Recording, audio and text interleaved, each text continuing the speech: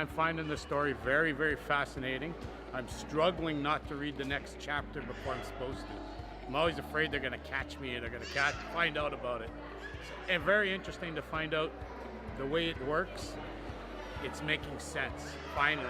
I've always found it a bit challenging to really understand the Bible and just kind of old language that was used. So I really love the book for the fact how simple it is to read. And it's just easy.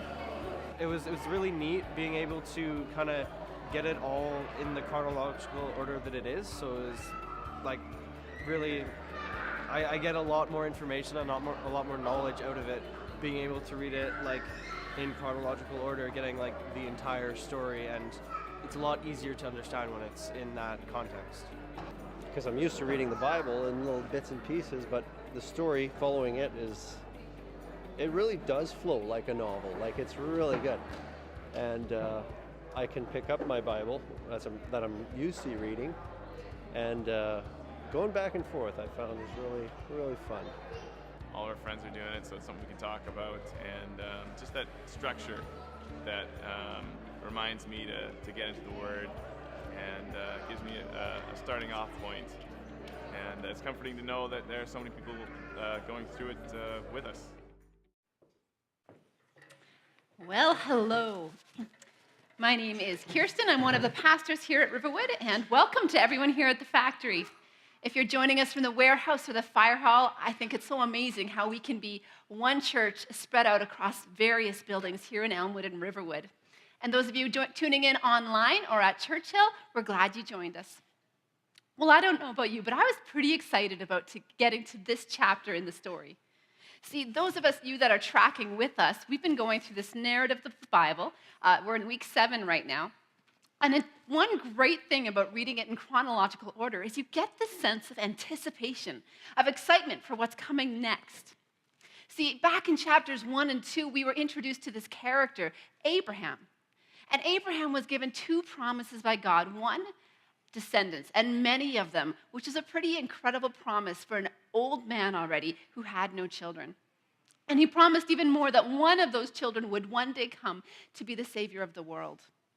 And the second promise he gave was for land, for a homeland for his family, his descendants, and his people. And almost right away in chapter 2, we got to see that first promise begin to be fulfilled as this 99-year-old woman bore a son.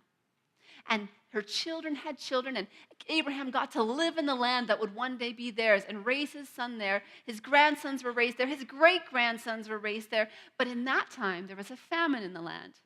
And so Abraham's whole family, which by now is pretty large, moved to Egypt where there was food and lived a life of luxury for a few generations.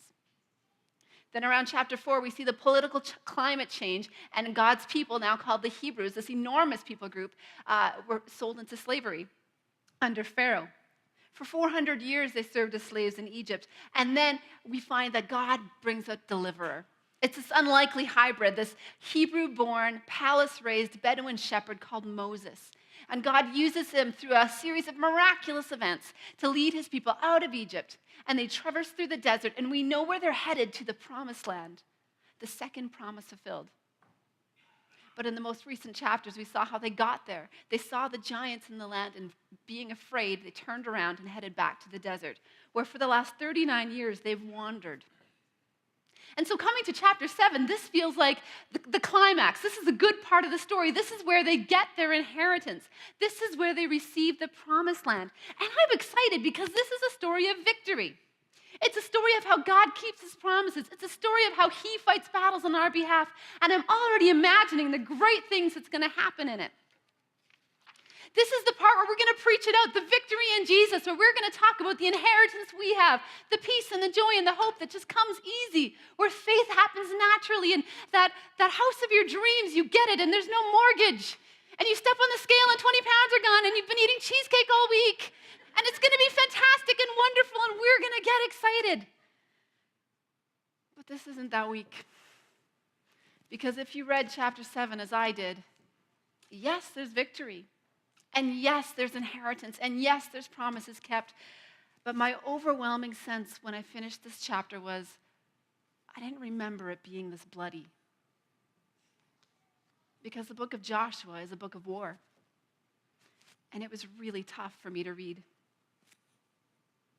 4 times in this version alone, we read that the Israelites killed everything that breathed and left no survivors. Now, I'm not naive. I understand war. I know that there will be casualties, and I understand that soldiers going off, some of them will die. I even understand collateral damage and destruction of property and the innocents that get caught in the crossfire. But this doesn't seem like that. It seems intentional. It seems like murder. And that's a hard pill to swallow. And I'm not the only one who feels this way. It turns out the book of Joshua, which chapter 7 is based on, is one of the primary reasons, both globally and historically, why people have walked away from God. It's a tough read. It's provided rich fodder for leading atheists of the day. Richard Dawkins, we've talked about him before. He was an Oxford professor and a leading atheist, and he says this about the book of Joshua. The ethnic cleansing begun in the time of Moses is brought to bloody fruition in the book of Joshua, a text remarkable for the bloodthirsty massacres it records and the xenophobic relish with which it does so. Christopher Hitchens, the author of God is Not Great, put it this way. One mutters a few sympathetic words for the forgotten and obliterated Hivites, Canaanites, and Hittites, also presumably part of the Lord's original creation, who are to be pitilessly driven out of their homes to make room for the ungrateful and mutinous children of Israel. And as a Christian, as someone who affirms the Bible, I find it tough to read these words from Joshua 6. Then they devoted all in the city to destruction, both men and women, young and old, oxen, sheep, and donkeys with the edge of the sword.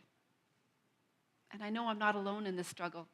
In fact, famously, Marcion of Sinope, he was one of the early church fathers back when the church was brand new. He was one of the ones helping form how we would do church, how we would view the Bible. And he eventually concluded that this God we read about in the book of Joshua could not be compatible with the God of the New Testament, with Jesus.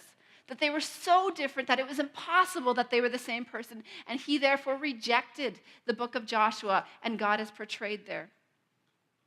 Eventually, he decided that wasn't good enough, that in fact, this God in the Old Testament, he was pretty horrible, and he couldn't bring them together. He couldn't see this Jesus who said, love your enemies, do good to those who hate you, with this God in the Old Testament who decreed destruction. And so he threw out the whole of the Old Testament. Because here's the problem. If we want to believe in Jesus, we have to believe in the God of the Old Testament. To Jesus, they were one and the same.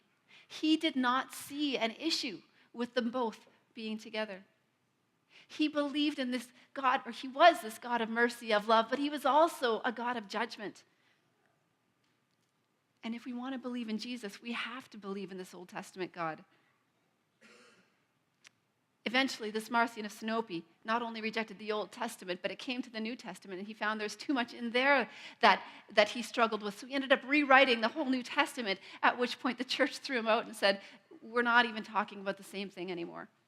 He was excommunicated as a heretic. Because when we make God in our own image, in what we like, in what's palatable to us, everything falls apart. Either the Bible is true or it's not. On display at the Smithsonian Museum is a copy of what's known as the Jefferson Bible. Thomas Jefferson famously took a razor to a Bible and took out the parts of it that was palatable to him and pasted it into a new and improved and very thin version.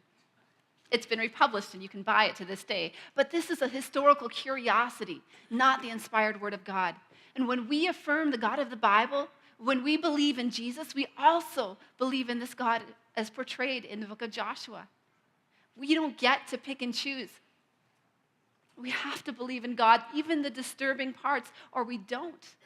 And maybe that's why in the book of Joshua, more than anything else, we hear God saying to the people over and over and over again, first, to be strong and courageous. This is not easy. And second, to make your choice. So how do we wrestle with this, these ugly parts of the Bible? How do we make sense of them? Earlier this year, our church went through this series called the Unapologetic Series, where we asked some of the big questions of our faith. And one of those questions was, is God genocidal? a lot of that sermon came from this book of Joshua, where we encounter this really hard to grasp questions. And there was a lot to think about from that sermon. So I don't want to re-preach the whole thing, but I would say to any of you who, like me, felt yourself tripping over this question as you read through the chapter 7, to go back and take a listen. It's on our app. You can find it there or online at watch.riverwood.cc or on our podcast. And in the Unapologetic series, it's the second sermon in. It's worth the time. But one thing that helped me make sense of this was an understanding that Joshua is a book of war. It's a war narrative. And victors write the history. And we're not new to war narratives. They've been coming along since the world began, and we're still writing them today because war has been pretty constant. But what we're used to is the script, because everybody who's a victor in a war and gets to write the history says the same thing. We say, look at these bad guys and look how horrible they are. These people were evil, and they had to be stopped. We know Nazi Germany was terrible. We know Saddam Hussein was a monster, and so we had to come in and stop it. And then we get to the other side and we get to say, and we are the heroes. We saved these people. We rescued this land. We did these wonderful things. There was a monster and there are heroes, and it's very clear who is who. So what's troubling about the book of Joshua is it is a war history, and it is written by the victors, but they don't paint that picture. They don't talk about the Canaanites at all. We have no idea. Are they good guys, bad guys, innocents? It doesn't really say in the book of Joshua. And they don't paint themselves as heroes. In fact, when I got to the end of the book, I didn't really like the Israelites. I was profoundly disturbed by some of the things they did.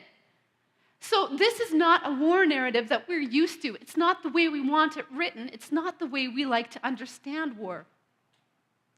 So if we want to understand what this war is about, we have to look outside of the book of Joshua to other texts in the Bible and to history itself to find out what is the story of this war.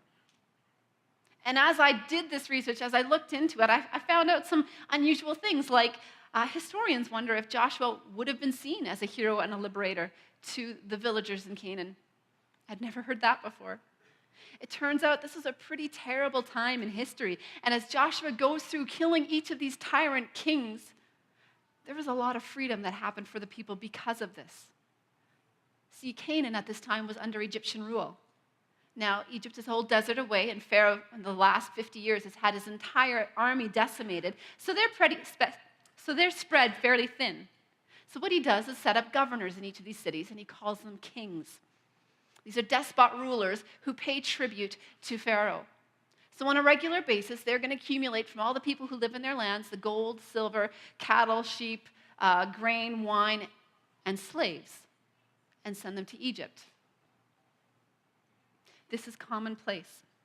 And then, of course, the kings take their set of tribute as well. And in this time and place, the gods were something to be feared and appeased. And so underneath these kings, we also have a layer of priests and priestesses who practice the Canaanite religion, which is maybe one of the more horrific ones.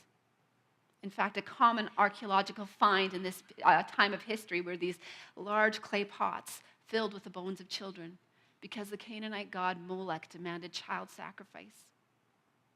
And the priests and priestesses encouraged worship to their gods through deviant sexuality, including child molestation, rape, bestiality, and violence. This was normal life for them. So when Joshua comes in and gets rid of these evil kings and introduces a God who does not demand these things, where tribute is no longer paid in human lives, this is a freedom story for some of them. And does it help make sense of these hard words in Joshua?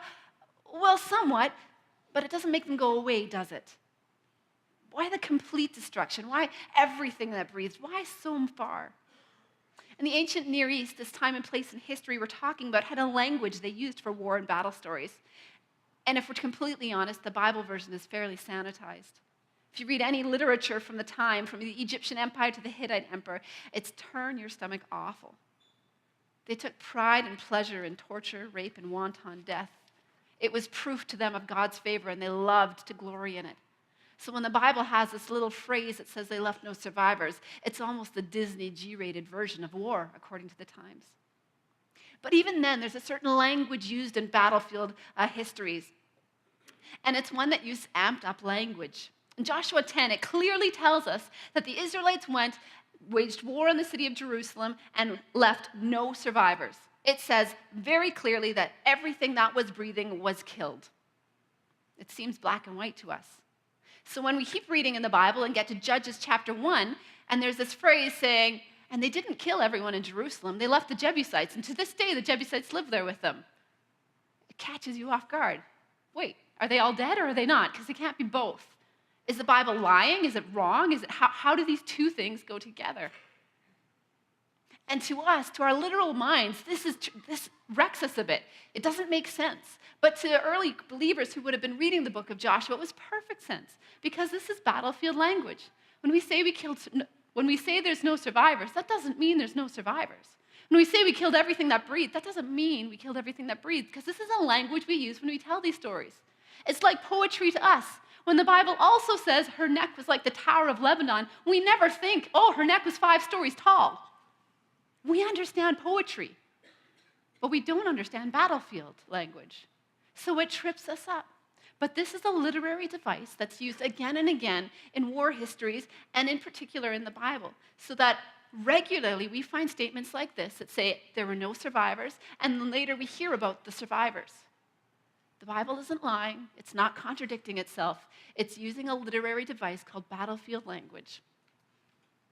Again, scholars estimate actually that only 3.5% of the Canaanite population was killed during the 7-Year War. Let that sink in. It sounds like a genocide, but 96.5% of the Canaanites stayed alive. See, Israel was told to drive the people out of the land, not to kill them.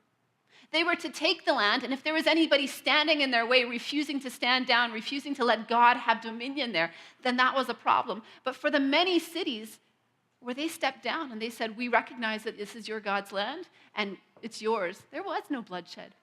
For many of the villages and farmland and townland, this was a peaceful takeover. So we hear the war stories, we hear the battle stories, and it's shocking to us, but we don't hear the whole story.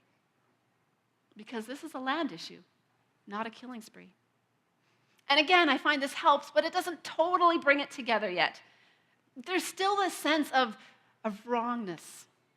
And Dawkins minces no words when he said, the Bible story of Joshua's destruction of Jericho and the invasion of the Promised Land in general is morally indistinguishable from Hitler's invasion of Poland or Saddam Hussein's massacre of the Kurds and the Marsh Arabs.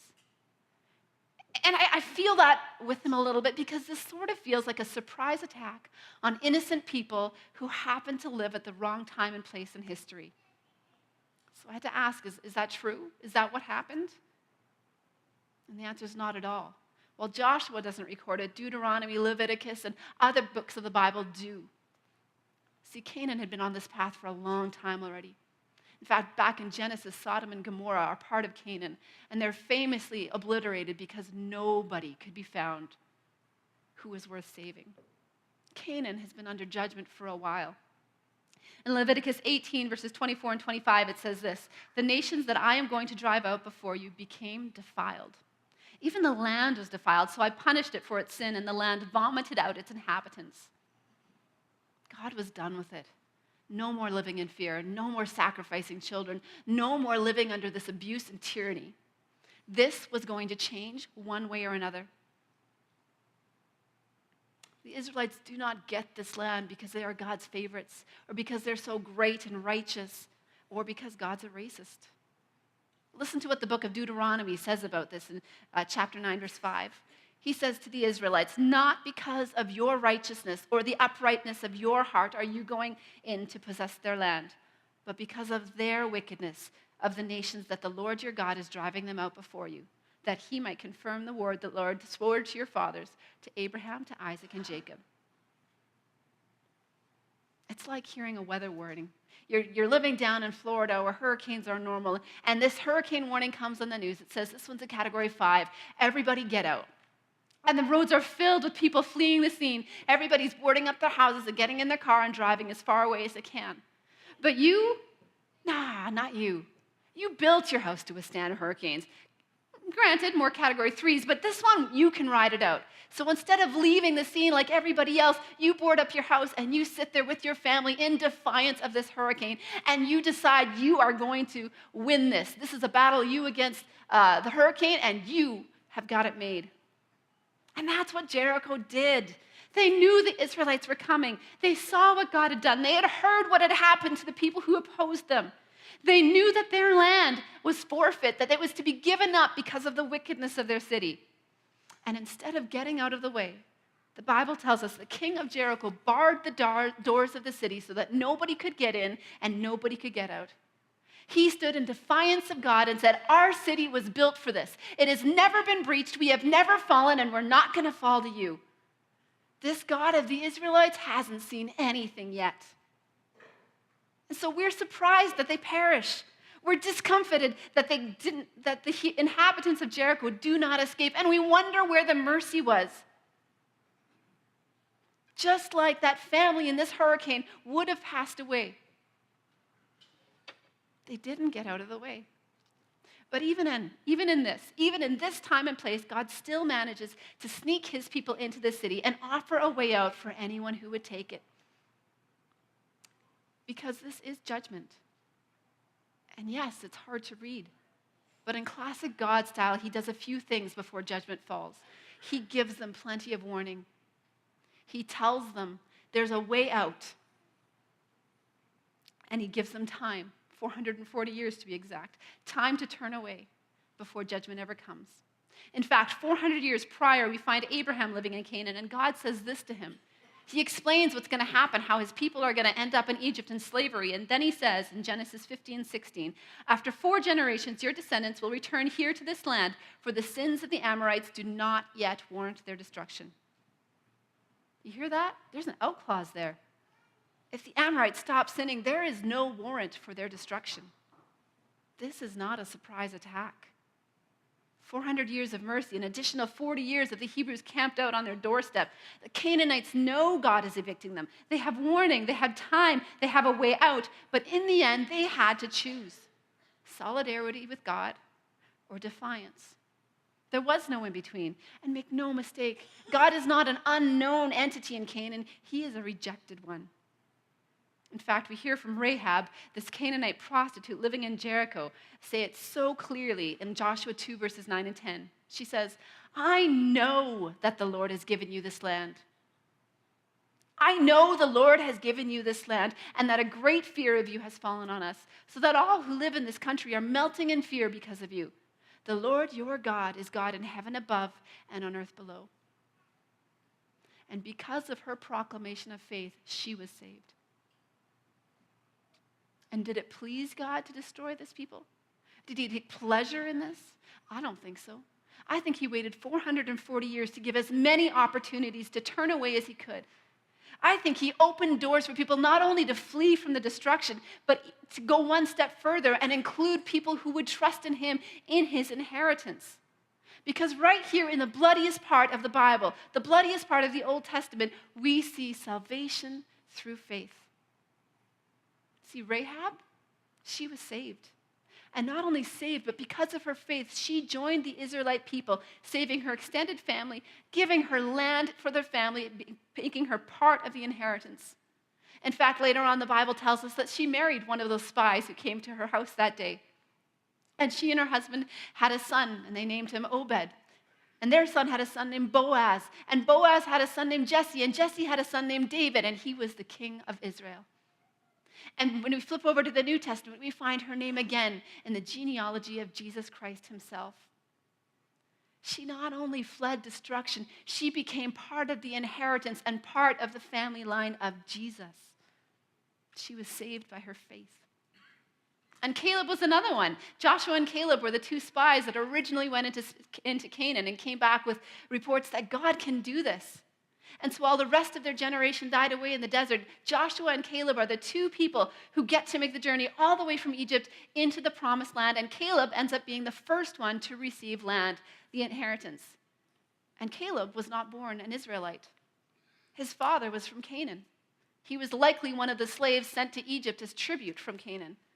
But because he chose to believe in God, because he chose to stand in solidarity with God, because he stood with the Israelite people, he became an Israelite. He became part of the promise, and he became an heir to the inheritance. And it wasn't just Rahab and Caleb, but the Bible talks about the foreigners who lived among them, the Egyptians and Canaanites who chose to follow the God of Israel, and because of their faith, joined in this inheritance. For all the bloodshed, there's mercy. There is grace. There is a way out. Does that make it easier? Perhaps. In the end, though, this is war. No matter how justified, how much mercy, how depraved the Canaanites might have been, or how escalated the language is, it is war. It's bloody. Innocents still died, and our God commanded it. This word that we read in the story, this word translated as utter destruction, it comes from the word kerem. Kerem means the irrevocable giving over of things or persons to the Lord, often by totally destroying them. It's the word we find in Jericho, where after the battle, God calls for kerem, and he says there will be no survivors, not even the animals. Nobody is to live in this land. Nobody is to take anything from the city for themselves. Everything in Jericho needs to either be killed, burned up, or dedicated to God's temple. Utter destruction. And when one man chose to hide a little bit of something under his tent, harmless little gesture, it made ruin for the whole of Israel people until that was ferreted out. Because there was no room for halfways, no room for compromise. It was utter and complete. Other translations use different words for kerem. A holy curse. Sacred destruction. I find those words capture the tension perfectly. Can a curse be holy? Is destruction ever sacred? Is there room in my view of God for this? 2 weeks ago, Pastor Todd preached a sermon on the holiness of God, and he had an illustration that stuck with me, that of this astronaut going towards the sun. He likened God to the sun, pure, beautiful, glorious, and good, and also incredibly destructive if you go out towards it unprotected.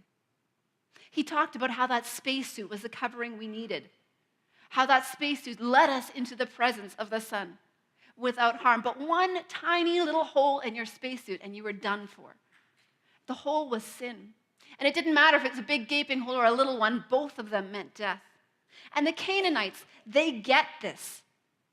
They know this, but they've crafted their own spacesuits to appease God. Spacesuits of sacrifice, of ritual sex, of tribute. And it's like making a spacesuit out of cardboard boxes or those cheap nylon costumes Walmart sells and showing up at NASA ready to go. It's laughable. It's almost kind of cute until you realize they're serious and they're actually going. And then it becomes terrifying and incredibly dangerous. Because our God is holy. He is pure, he is righteous, and anything unholy, impure, or unrighteous has no place in his presence. It gets burned up, turned to ash. And this whole story, from the time it all fell apart in the Garden of Eden to this book of Joshua and continuing on, is about God's effort to make the unholy holy again, to make the unrighteous righteous, and to make a way for us to be in his presence safely once again. So we cringe at the lengths that he goes to make it happen. Because we don't really want a holy God. We want a rainbow and unicorn God who hands out candy like it's Halloween and ignores our costume store spacesuits. They might look good, but they don't stand the test. They don't let us into space. So we can live in denial, or we can live in rejection, but we can't have communion with God on any other terms. And I feel a bit of kinship with these Canaanites, where we live in a land where it's really easy to worship these false gods, to make up a God that suits our needs, that makes us feel good. And just like the Canaanites, God calls us to repentance, to turning away from the way we're living and turning towards him.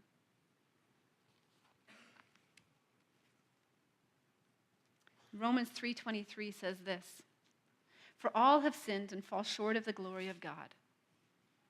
None of us are there. None of us are good enough to stand in God's presence. We all have this. And Romans 6:23 takes it a step further and says the wages for that sin, it's death. Every single time. But just like what God did to Canaan, he does for us, and he delays the punishment. Listen to what he says in 2 Peter chapter 3, verse 9. The Lord is not slow in keeping his promise, as some understand slowness. He's patient with you, not wanting anyone to perish, but everyone to come to repentance. He doesn't want anyone to perish. So we are living in this patience in this moment, waiting for the day he returns to call us home. But there's good news here too, for the foreigners, for the sinners, for anyone who calls on God's name. Because going back to Romans chapter 3, he continues and says, and we can be justified freely by his grace through the redemption that comes from Jesus Christ. Now, these are big words. These are heavy words, justification, redemption. And if we were teaching this to the kids, we wouldn't use these words because they trip us up. But what it means is there is a spacesuit for you. There's a spacesuit for me. And it's free because Jesus already paid for it. He already paid the cost of that spacesuit. All we have to do is ask. Turn to God. Stand in solidarity with God because we get a part of this inheritance. We get to join the Israelites. We, like them, aren't there because we're God's favorites or because our own righteousness is so wonderful. We're there because we choose God, because our faith goes with him, because we stand in solidarity with God. And like Joshua, Jesus is preparing a new home for us, a promised land in heaven. John 14 says this, you believe in God, believe also in me. My Father's house has many rooms. If that were not so, would I have told you that I'm going there to prepare a place for you? And if I go and prepare a place for you, I will come back and take you to be with me, that you also may be where I am. You know the way to the place I'm going.